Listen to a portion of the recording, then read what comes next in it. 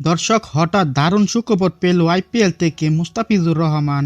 দিল্লি ক্যাপিটালসের হয়ে দল পেয়েছে বাংলাদেশের গতিময় কাটার মাস্টার মুস্তাফিজুর রহমান। 6 কোটি বৃত্তি মূল্যে তাকে এবার দলে নিয়েছে বড় ফ্র্যাঞ্চাইজিটি। আইপিএল এ দল পাওয়া মাত্র আইপিএল খেলতে ছুটে গেলেন মুস্তাফিজুর রহমান। দর্শক বিস্তারিত থাকছে ভিডিওর প্রতিবেদনে। দর্শক এবারের আইপিএল এ নিলামে দল পাননি বাংলাদেশের কাটার মাস্টার মুস্তাফিজুর রহমান। তবে হঠাৎ এক দারুণ সুখবর পেলেন দিল্লি ক্যাপিটালসের পক্ষ থেকে। মার্কলাসের বদলি হিসেবে মুস্তাফিজুর রহমানকে দলে নিয়েছে দিল্লি ক্যাপিটালস।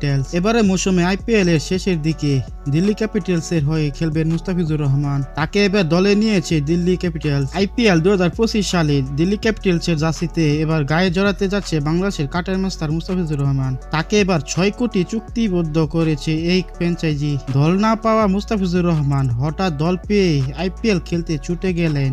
তো দর্শক, দিল্লি ক্যাপিটালসের হয়ে আইপিএল খেলাটা আপনার কেমন লাগবে মুস্তাফিজুর রহমানের? দর্শক জানিয়ে দিন আপনার মূল্যবান মতামতটি কমেন্ট বক্সে।